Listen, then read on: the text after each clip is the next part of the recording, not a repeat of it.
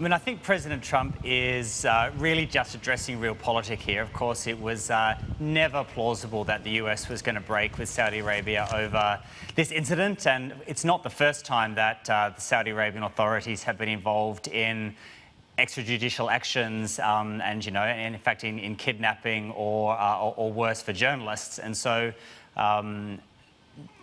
Trump is just addressing the facts that he's not going to cut the US relationship off because of that.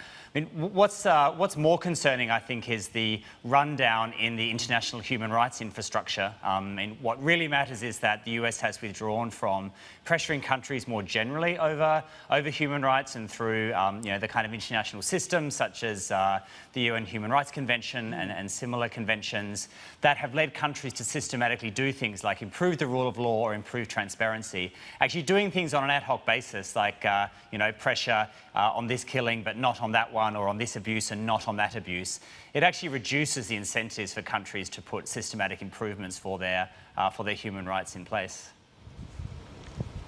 Okay, how does the relationship between the US and Saudi Arabia then move forward from here? We heard the president speaking about the jobs that Saudi Arabia has created, the investment into the United States. How does that relationship transform? Is it simply just business as usual? I think what will happen is that we'll gradually return to business as usual, and we've already seen the level of concern from multinational firms, you know, slowly subsiding from as time goes by from when the killing happened. Firms are going to have different risk appetites around their reputations on this issue, and of course they've all got different amounts of money at stake in Saudi Arabia as well. So depending on, you know, the ethical stance and what financial exposure they've got, you'll see some people coming back in sooner than others. And while of course it's a bit crass to hear the President of the United States, you know, talking about, well, if they're buying some weapons, then we don't really care if they kill people.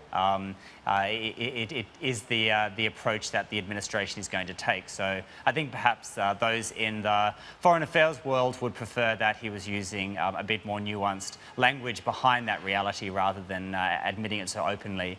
But even amongst the private sector, you've already seen some firms going back in. Now the initial shock has faded, and over time I don't expect to see, whether, you know, one would like to see it or not, but I think we're not going to see a large economic impact on Saudi Arabia.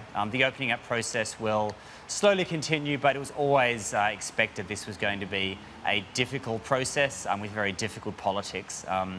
As your report mentioned, there could be some short-term moves from Saudi Arabia, perhaps to increase oil output somewhat, or maybe make some moves on Qatar as a result.